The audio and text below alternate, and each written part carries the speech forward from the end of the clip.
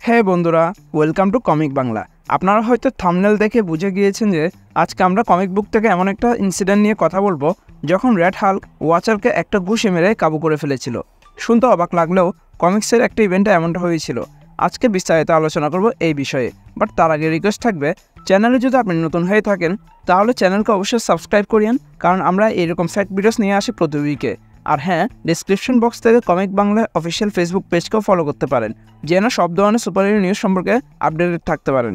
So চলুন শুরু করি আজকের ভিডিও।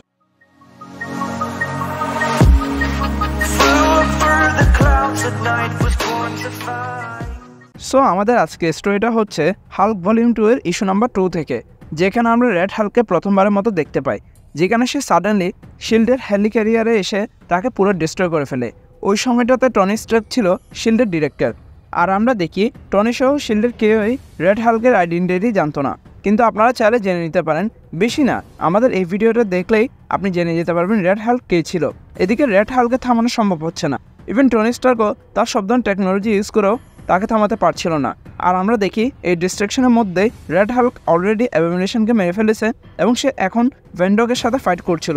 তাদের মধ্যে একটা ডেঞ্জারাস ফাইট হয়, যার এক পর্যায়ে রেড হাল্ক ভেন্ডকের মাথায় এমন একটা আঘাত করে যার কারণে ভেন্ডকও অন দ্য স্পট মারা যায়।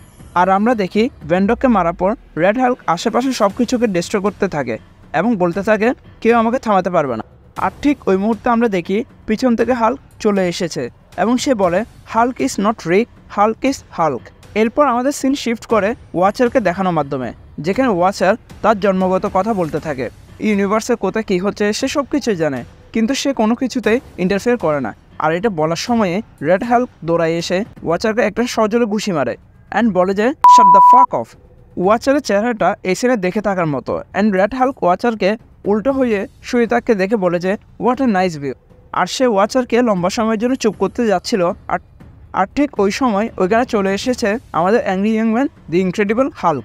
আর সে বলে যে রেড হাল্ক, তুমি এই টাকলাকে মারা বন্ধ করো আর আমার সাথে ফাইট শুরু করো।